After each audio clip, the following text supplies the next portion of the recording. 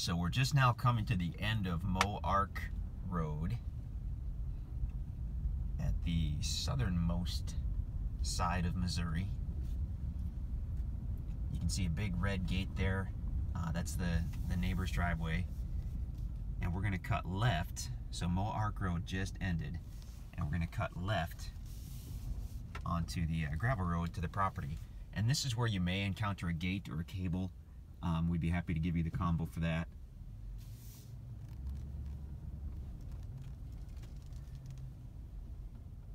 There we go. So we'll pull on through here in a second. But also I wanted to mention,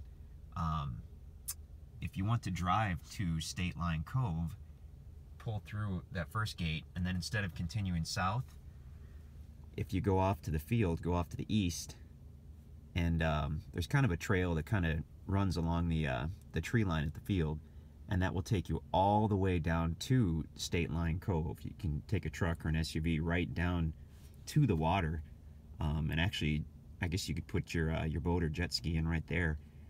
So we do own this property, and you've got our permission to use that. I mean, it's not an easement or anything, but as long as we own this chunk right here, you're welcome to do that. If you want some easier access to State Line Cove, if you don't want to necessarily put a trail in going east on your property, then this gives you a really good option to still get to the water. And you'll see that big tower there. This used to be a buffalo ranch, and that, I guess, was a viewing station, so everybody could look at the buffalo.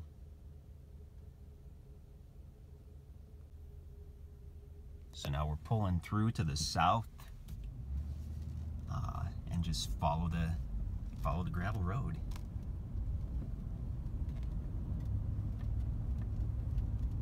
Beautiful open meadow. We always see deer and turkey out here. This is the nearest neighbor. Super nice guy and his wife, retired. Beautiful lake view. So we're still at the north side of the peninsula. We've actually got some Corps land on the right there. Those white pickets indicate the Corps of Engineer land. And we're going to keep heading south.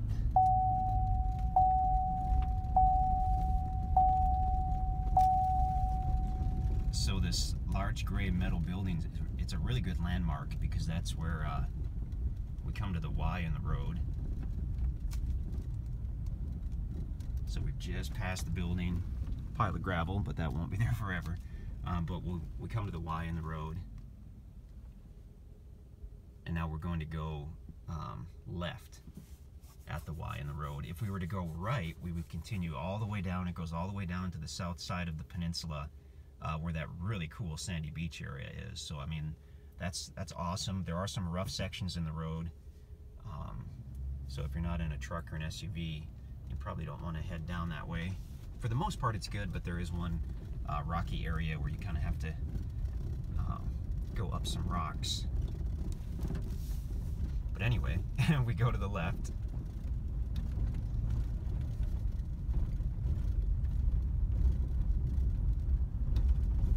It's just the wildlife out here is amazing. It's like I don't know, a private zoo. This whole peninsula, it seems like there are some herds of deer and turkeys and whatnot that just stay out here, because almost every single morning we see 10 or 15 or 20 deer in that field. We've been seeing turkey all the time. Now we've come to another Y in the road, and this time we're going to head to the right. If you go left, it just goes to a small field and stops right away. We're going to veer to the right. Really, you do want to have that MapRight link, if at all possible. Download the MapRight app to your smartphone or your tablet, and then we'll send you the link to the active MapRight map. And then if you open your email on your phone, it'll say, do you want to open this, because we'll email you the link. If you open that email, it will say, do you want to open this link within the MapRight program? And you'll say yes. And then the actual interactive map from the listing will open up, and there'll be a little blue dot that indicates where you are. So it's by far the best way to look at these tracts. because this can certainly be confusing. I've been out here many times and I'm still confused by the road system.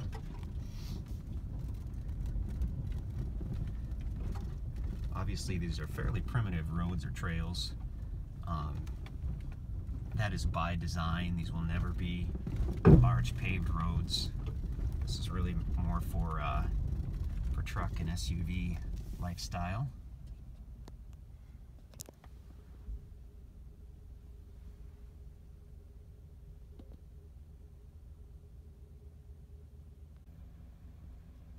Okay, so we're parked right here on the easement road. We're a little over halfway to the property.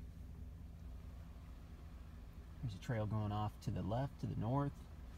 That leads past tracks 6, 7, and 8 to the core line. I believe the trail itself goes all the way down to the lake. But we're going to keep heading south here on the easement road. Beautiful day, beautiful day. It's in the 40s right now. It feels warmer with the sun coming up, but it's going to be about 65. Maybe even as high as 70 today, which is perfect weather for getting out here and enjoying things. And in the Ozarks, the middle of winter, like it is right now, can be really interesting because we do have 4 distinct seasons, with the leaves changing and the winter time and spring and summer, etc. But also we have stretches where it can be quite warm. So here we are in the middle of winter and it's going to be 65, almost 70 today. We just went over a couple rough spots in the road. These are minimum maintenance easement roads, so they're never going to be paved highways. Now we're at a Y in the road. We're going to hang a left. But the whole idea behind these kind of easement roads was to kind of give the whole area that character, kind of like you're driving to your cabin in the woods. And with that, you want to take a truck or an SUV to your cabin in the woods. It's pretty early in the morning, and we're staring right into the sun, unfortunately. So that's going to make the video dark. If I haven't already mentioned it 10 times, this is an awesome area for deer and turkey. This huge private peninsula. I mean, I think there are a number of deer and turkey that probably never leave the peninsula. So you are bound to see those guys running all over your property. And we're coming up now on that large meadow area. I can hear a few boats off in the lake. I mean, there are definitely people who fish year-round in this lake. It's open for fishing year-round because it doesn't get cold enough for the water to freeze over. I prefer to get it at least in the 70s before you find me on the lake, but I can certainly understand that some people are hardcore like that. Okay. So we just pulled into the big meadow area. So as we arrive in the big field, we are at the property. The road easement itself curves to the right and runs along the edge of this field. But the property, this tract 13, is right here. So you can depart the road anytime you want right onto the property, but let's do this. Let's drive to the south side along the easement, the road easement, and then we'll get a look at the entire meadow, and we'll do maybe a drone video or whatnot of the core land. We just broke the good drone. We do have a backup drone, but I'm really not sure how to fly it, so the videos, this video in particular of the drone on this one might not be great. Big tree right there. So obviously the bulk of this is this beautiful open pasture. We've had a lot of rain, so everything's wet. Wow, it's gorgeous. And we'll go a little further. We'll get into about the middle of the property, roughly the center, and then we'll cut north. There's a nearby hunting blind. That was a buffalo viewing station back in the day. Oh, and this one has the pond on it. That little pond right there. I think what that was we had a guy leasing this for deer, and he had a salt block there, and the deer dug at it and kind of created that natural little pond there, which is interesting. Okay, so now we're looking north, and obviously it's a beautiful open meadow here. I mean, you will see deer out here all the time. Gorgeous, gorgeous property. You've got the setbacks, obviously, for building and whatnot off the road. But you've got multiple sites if you wanted to build in this meadow. And if you preferred to build in the timber, we'll check that out in a second. We've got some other good timber on the north side. You've got some fairly sizable trees right here in the meadow. I believe those are oak trees. But whatever they are, they're very large.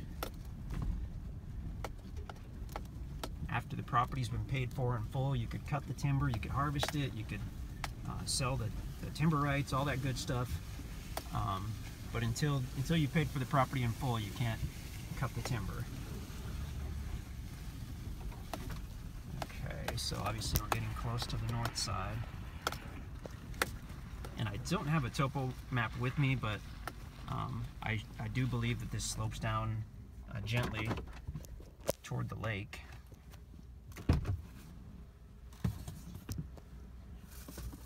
I'm going to leave the truck running because I'm charging the drone batteries. I had a full set of batteries, but then I had the drone accident, so I had to switch drones and batteries. So right away we get into some good timber here. And this particular section here, this is quite level. Wow, there are some big trees here, holy cow. There's an oak tree there that's at least 30 inches across. Here's a 20-inch diameter oak. Actually bigger than that. It's about 24-inch diameter oak. I mean, there is some timber value here. And the trees are getting bigger, so